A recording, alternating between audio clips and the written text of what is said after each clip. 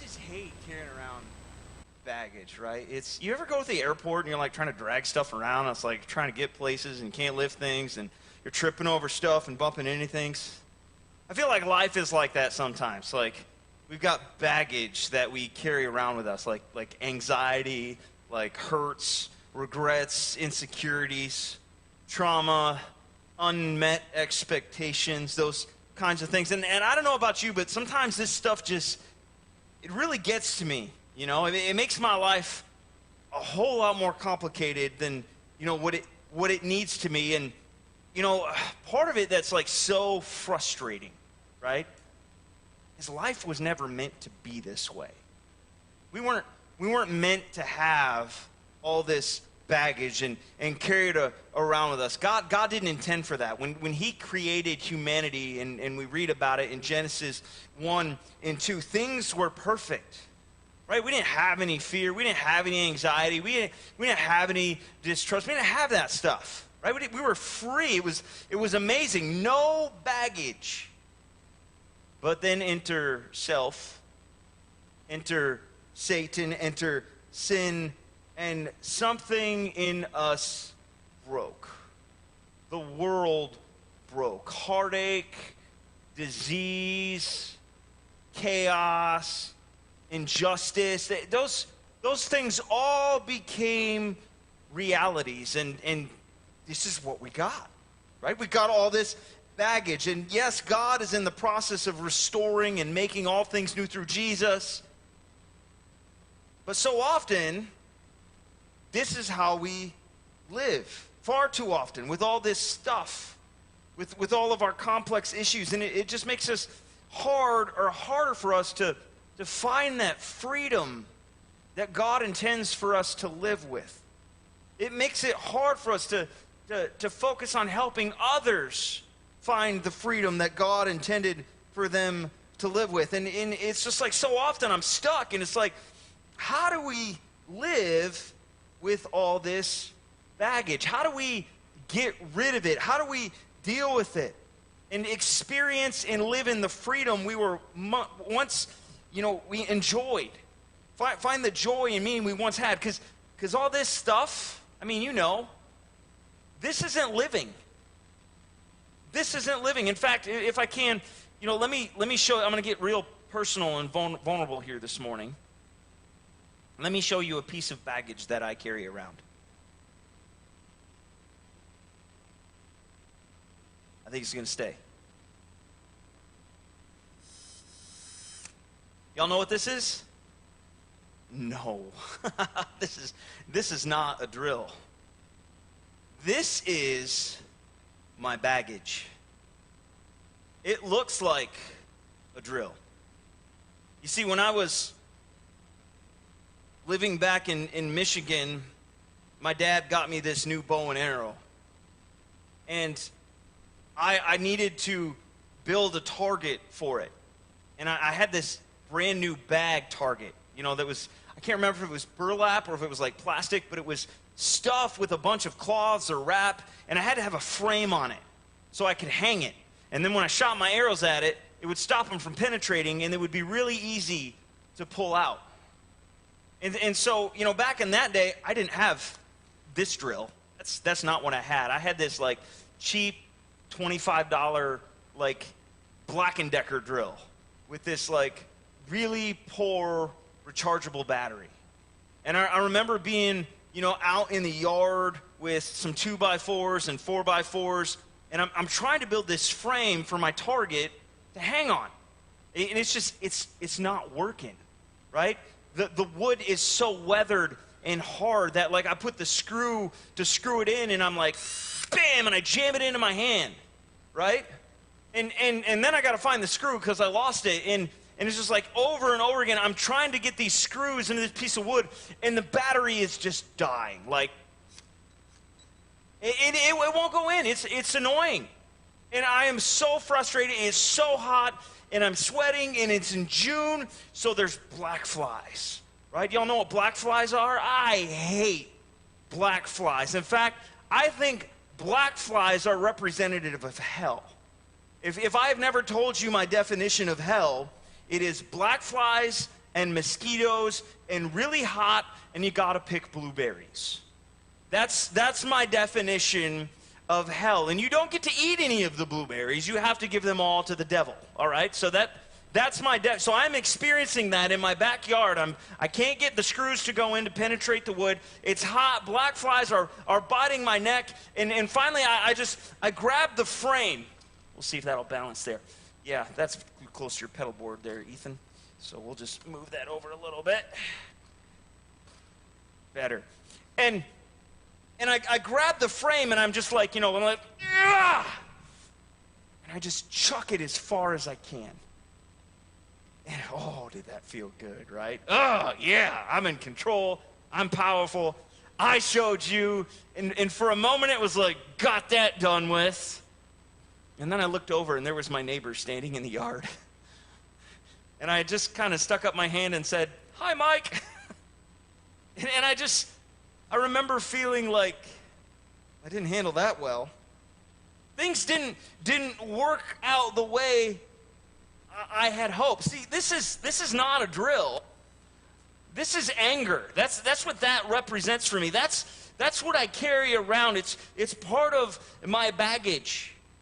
And it's baggage that we discover right after things break, right after the fall in Genesis 3. We go to Genesis 4, and we read about these two brothers, and one of them carries around the same kind of thing that I do. He carries around this anger. This is what the scripture says in Genesis 4, okay? It says, Adam made love to his wife Eve. Some of y'all perked up. And she became pregnant and gave birth to Cain. She said, "With the help of the Lord I have brought forth a man." Later she gave birth to his brother Abel. Now Abel kept flocks, and Cain worked the soil. In the course of time, Cain brought some of his first fruits to the soil as an offering to the Lord. And Abel also brought an offering, brought fat portions from some of the firstborn of his flock. The Lord looked with favor on Abel and his offering, but not so with Cain. On his offering, he didn't look with favor. So Cain was very angry. Cain was very angry, so angry that his face was downcast. And the Lord said to Cain, "Why are you angry? Why is your face downcast? If you do what is right, will you not be accepted? But if you do not do what is right, sin is crouching at your door. It desires to have you, but you must rule over it." And so Cain says to his brother Abel, "Hey, Abel, let's go out to the field." And while they were there, he attacked his brother and he killed him. And the Lord said to Cain, "Where is your brother Abel?" And Cain said, "I don't know. I'm not my brother's keeper." And the Lord said, "Well, what have you done? Listen, your brother's blood cries out to me from the ground. You are under a curse now and driven from the ground, which opened its mouth to receive your brother's blood from your hand. When you work the ground, it will no longer yield crops for you. You will be a restless wanderer." And we'll pick up on the story in a moment, but right here, I've got to pause, and I've got to point out a couple of things, right, that we see in the text. And number one, what I want us to notice is that it's not a sin to be angry. Aren't you thankful? It's not a sin to be angry. We need to make that clear. Anger is not a sin. We read in verse 6, the Lord questioning Cain about why he is angry. But if we're careful, we miss it, okay? He cautions him that if he isn't careful in his anger, if he doesn't deal with his anger rightly, sin is crouching at his door.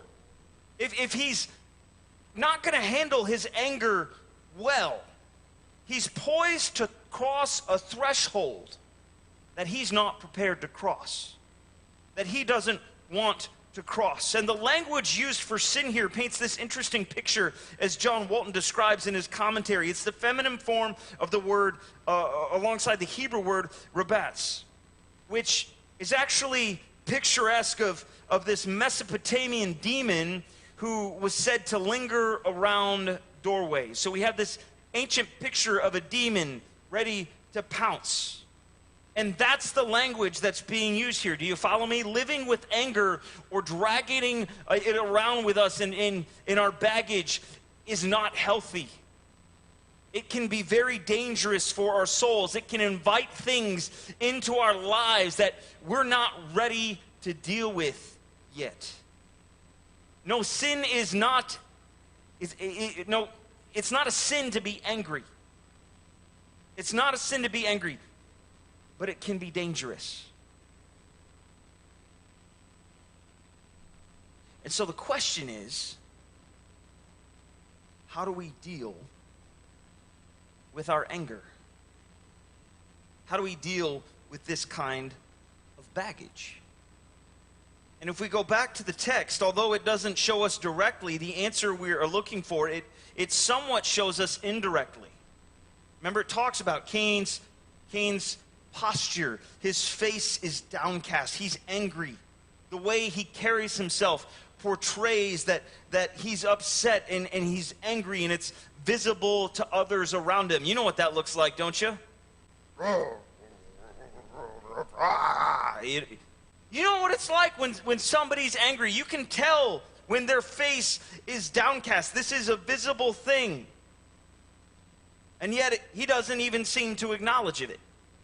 He doesn't even seem to see the problem. If you look at verse 9, even after the deed is done, after he's killed his brother, there doesn't seem to be any remorse. There doesn't seem to be any responsibility. In fact, his attitude is that much more of apathy. He says, I am not my brother's keeper. I don't care where he's at. I don't know where he is. When God asks him directly, where is your brother? He lies. Right? I don't know, not my problem.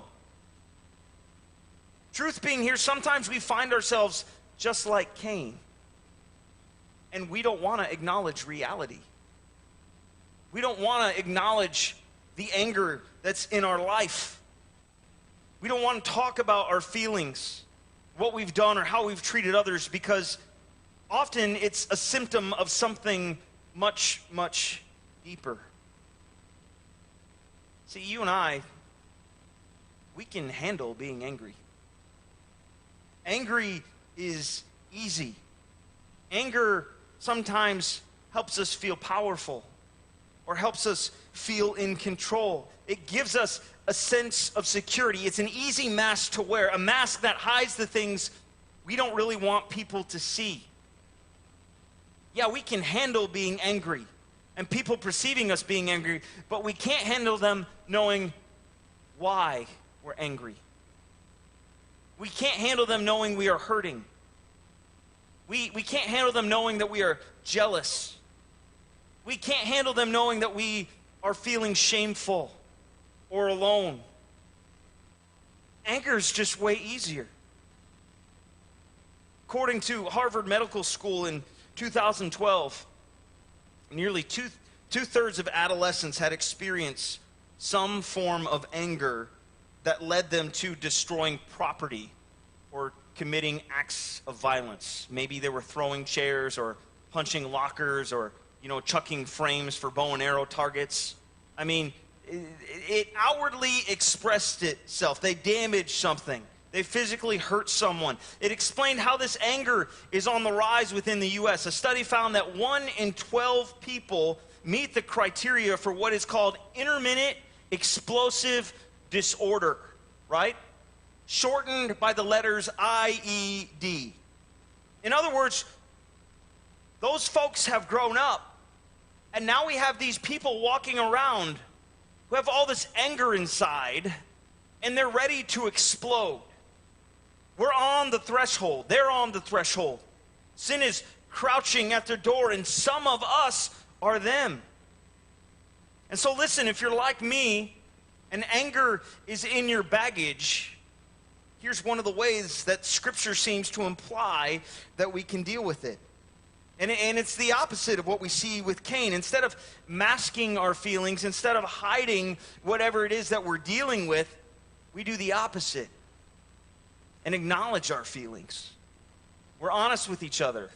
here's my problem. Can you help me deal with it?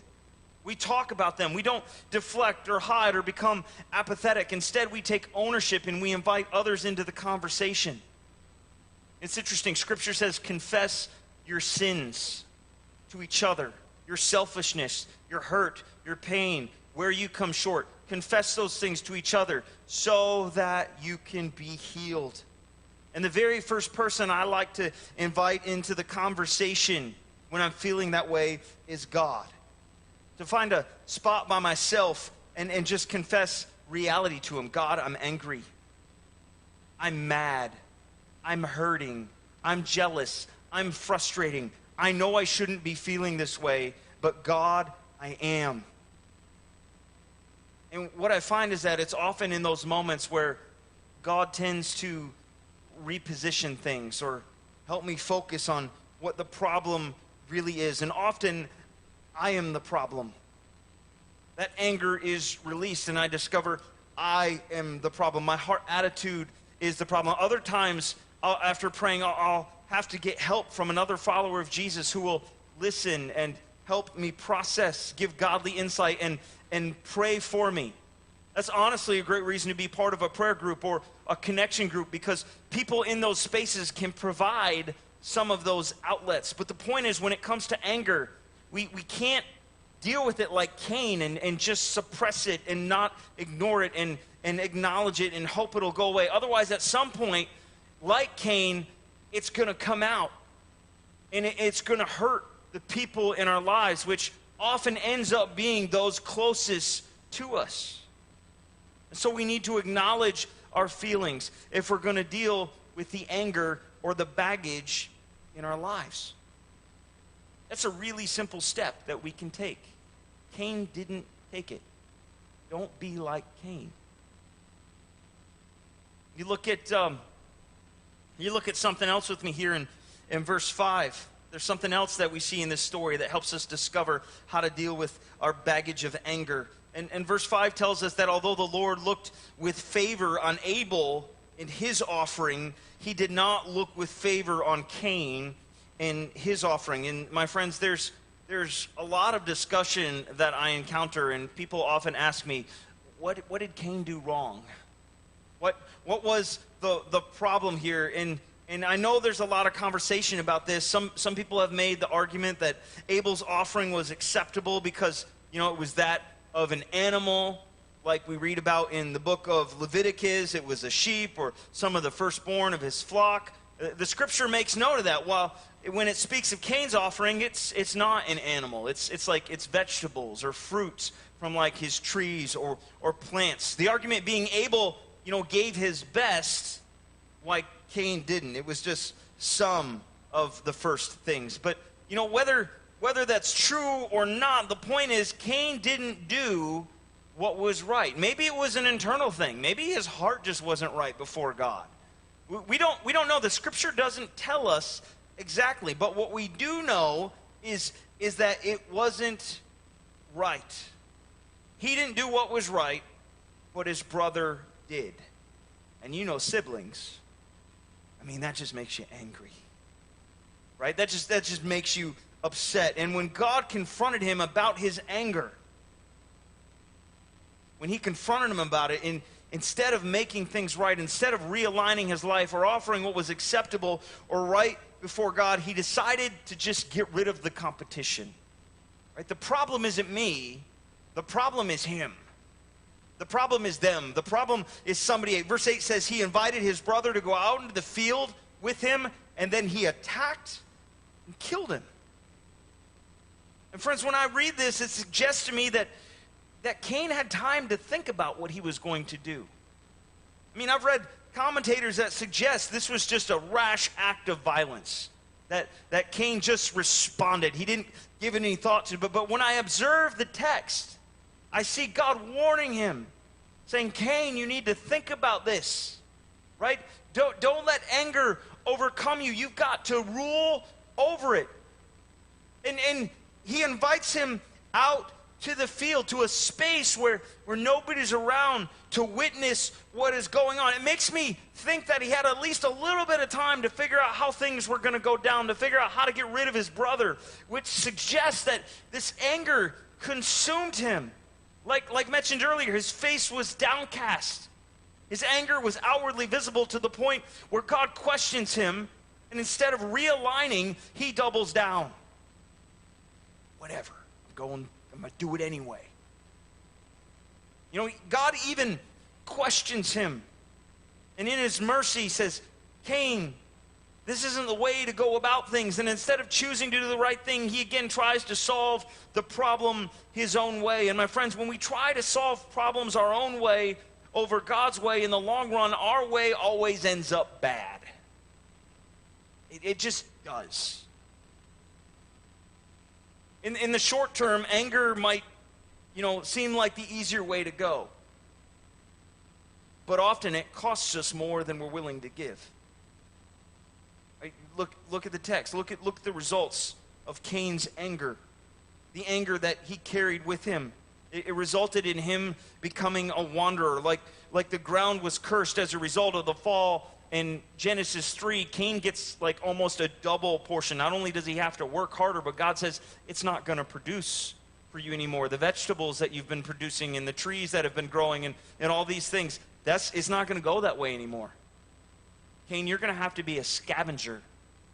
You're going to have to wander around to find things to eat because, the land isn't going to produce anything for you anymore. That's what we read in verse 12. His baggage, his anger amplified his problems. He was driven from the land. He was separated from his family. Verse 16 says, he went out of the Lord's presence. His anger separated him from God. God gave him a chance, an opportunity, but he didn't take it.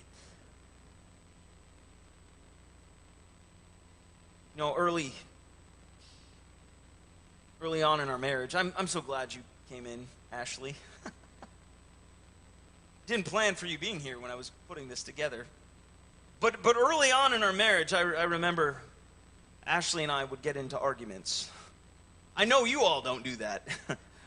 But Ashley and I would get into arguments about stuff.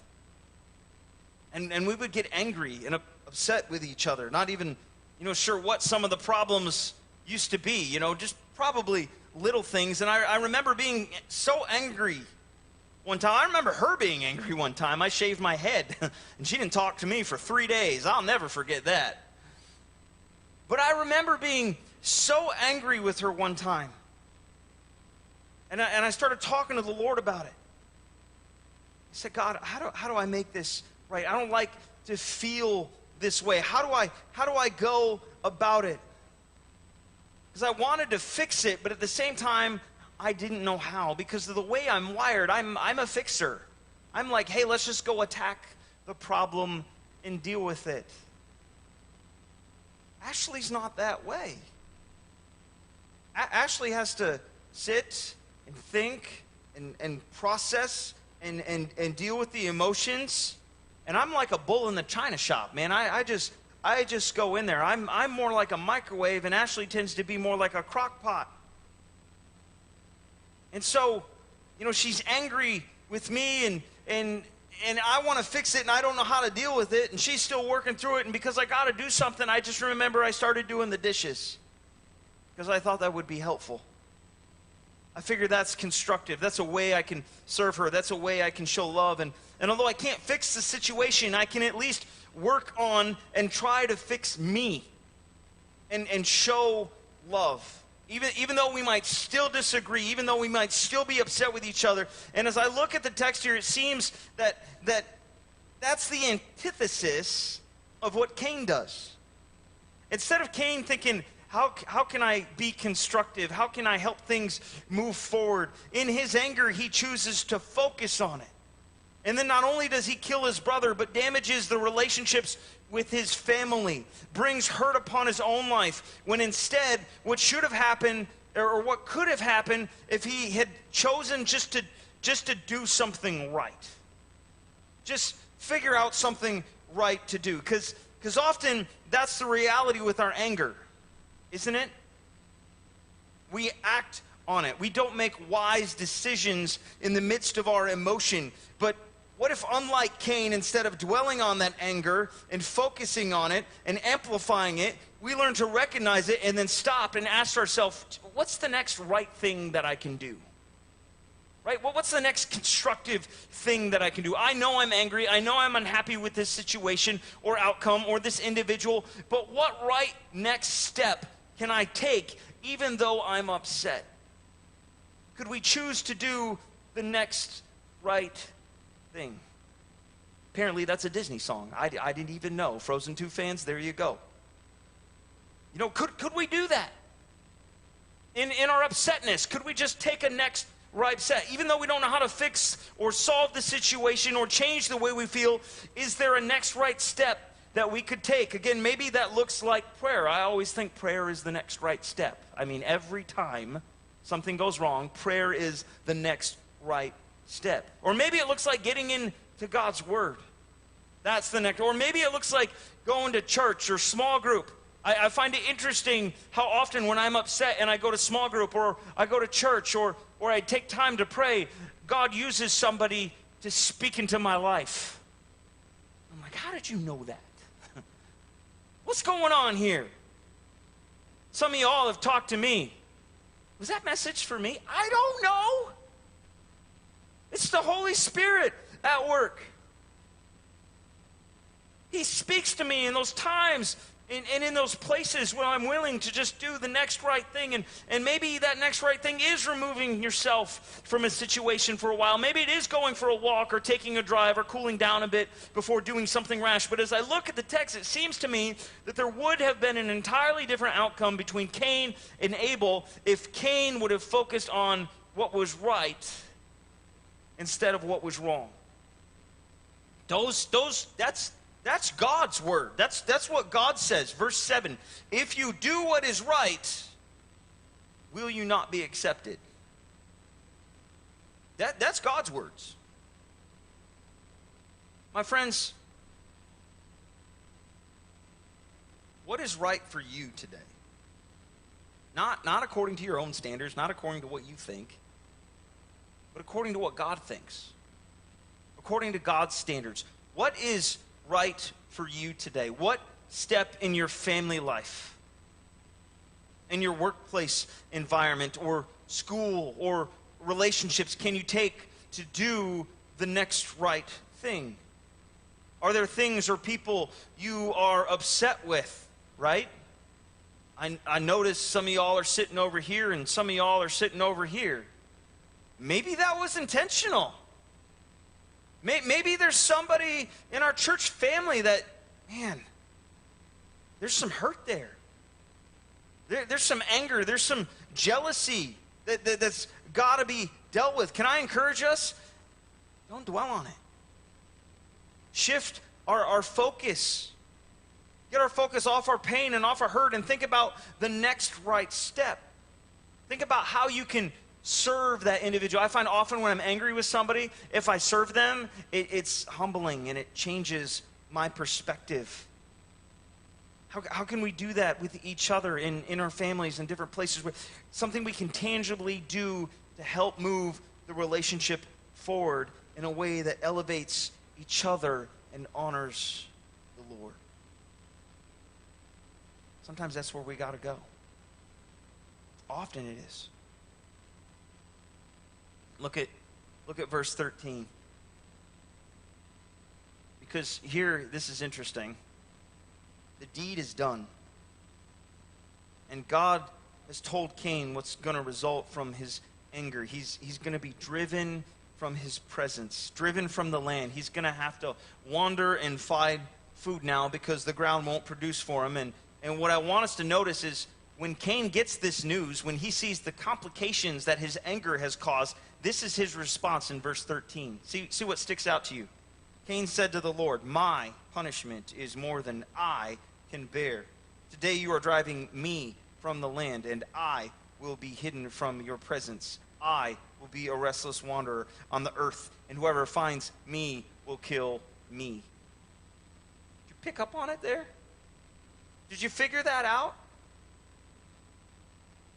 So many times in this one verse, Cain refers to himself, I, me, or mine.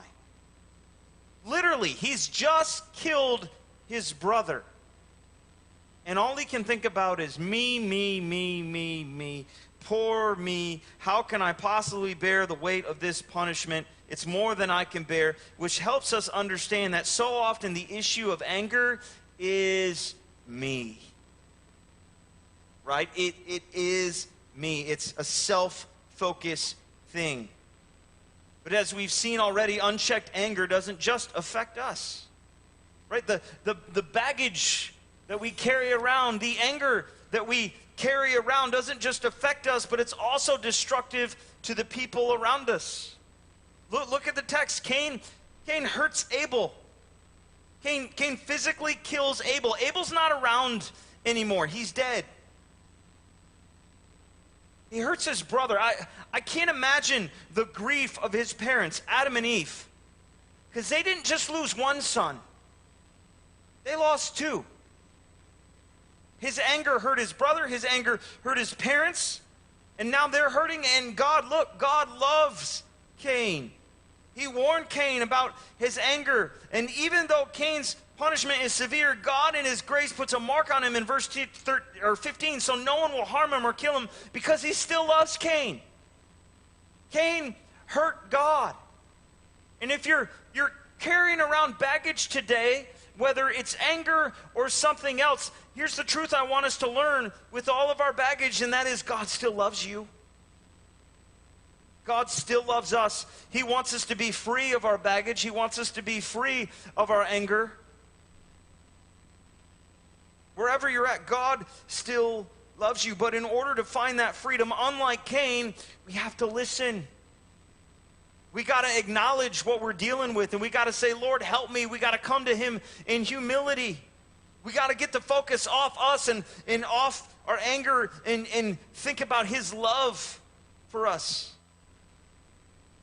Think about what he wants for our lives and the people around us that we love. In fact, look down at verse 23, because this is interesting. It gives us an insight into the devastation that anger can cause in our lives. It says, Lamech said to his wives, Adah and Zillah, and I'm not even going to try to unpack that this morning, okay? He says, listen to me, wives of Lamech, hear my words. I have killed a man for wounding me, a young man for injuring me. If Cain is avenged 7 times, then Lamech 77 times. It sounds like anger was a problem in this family. From generation to generation to generation. It started with Cain, and although it's not explicitly mentioned in the lives of his son and his grandson and his great-grandson, we see it alive and well in his great-great-great-grandson, Lamech, who boasts in his violence, giving us the sense that this baggage trickled down. It didn't just affect Cain, it affected the whole family. I mean, where do you think Lamech learned his hot temper and his anger from? So Cain's baggage, his anger, didn't just affect his parents and his siblings, but had effects on his family down to the 5th generation. Which says to me, if we're going to break free of this anger, if we're going to get rid of this baggage, we have to shift the focus from me to those around us. Those coming after us, and how we're going to be the one to break the cycle for others and for their sake. You follow me? When we deal with anger more effectively, we don't just do it for ourselves, we do it for the sake of those coming after us. We allow them to become the motivation. We do it for their sake, for the sake of those we love. We take the focus off ourselves and instead focus on others. We focus on not starting a cycle, or we focus on breaking a cycle. The other day I shared a picture on Facebook of Kaylin that was taken 10 years ago. You don't remember this picture. It was in black and white, and it was in a circle. And you could see the outline of her head and her little toes. It was a sonogram. And, I remember when she was born and Ashley was laying in the hospital bed, and, they wheeled that little cart and that plastic tub in. And I'm like, why do we put kids in plastic tubs? They're not fish. But anyway, she's in that little plastic tub, and, she's all bundled up, and she got her little pink hat on and her little mittens that keep her from scratching her face, and she's got her little booties, and I'm going to change the first diaper, right? I'm going to change the first diaper. And so I know it's dirty, and I pick up her legs, and I undo the diaper, and I, go to fix it. Nobody told me you're supposed to hold the legs up. I just thought that was instinctual, right? I don't want my feet in that, so I'm thinking babies don't want their feet in that. I drop the legs, plop. We need new socks. I didn't know this. I didn't take a course in it. I just thought that was a given. I was wrong. And I remember, I got her home, and time went by, and I changed a lot of other diapers on this little changing table we had. And I remember one time, I had changed a diaper, and I was staring at her, and Ashley and I had this little competition going on. Whose name is she going to stay first? Is it going to be Dad, or is it going to be Mom? And I remember having my head over top of her, just looking at her bright blue eyes, going, Dad, Dad, Dad, Dad, Dad, Dad, Dad, Dad, Dad, Dad. And I remember the day she looked up at me, and with all she could muster, you could just see her lips go. And I was like, she said it! That counts, right? There was hardly anything coming out. But that was it, and slowly that developed into Dad, Dad, Dad, Dad, Dad. And then, Grandma was introduced, and then everything was go. But for that moment, I realized I am going to have a powerful, tremendous influence on this little person. And you know what I don't want to do?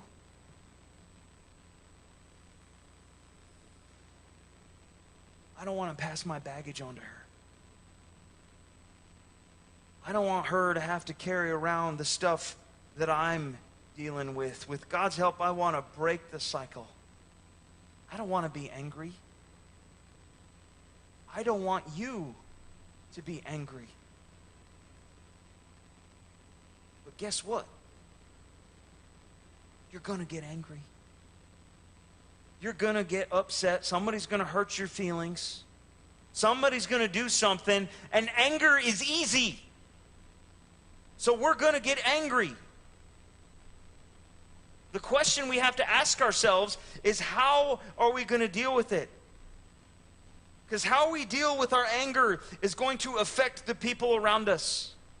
It's going to impact their lives. So how are we going to deal with it? How are we going to deal with it when we're angry at our spouse? Because they didn't pick up, after themselves. That happens to me a lot. Sorry, babe. How are we going to deal when we're angry at our neighbor because the dog's got loose again and there's evidence of the dog being in our yard? How are we going to deal with that? How are we going to deal with when we're angry at our coworker because they broke our trust and they shirked their responsibilities and didn't follow through? Or how are we going to do it when we get upset with somebody here in our church family? Right? Because we're a family. And guess what? Families get upset with each other. How are we going to do it when we're angry with somebody in our church family? Because people are watching us. The world is watching us. Our children are watching us. And how we deal with this, how we deal with our anger, is going to influence them. It's going to influence the people around them. For some of us, it'll influence our children and our children's children. And it's either going to strengthen in our witness and our testimony that we belong to Christ and He's at work in our life and in our world, or it's going to hurt that. And what motivates me to deal with my anger is love. Right? It's the communion I received. It's knowing that when I was in my brokenness, Christ came down to me. And He dealt with my problems. And He's still there to help me deal with it. He offers a love that I can receive for Him and receive for others that helps me deal with my anger and helps me either not start the cycle or to break it. Think about how much God has done for you. Think about how much you don't deserve it. And yet, He wants to partner with you and go into the world so that just that you have received forgiveness, you can have your baggage taken care of, so can others.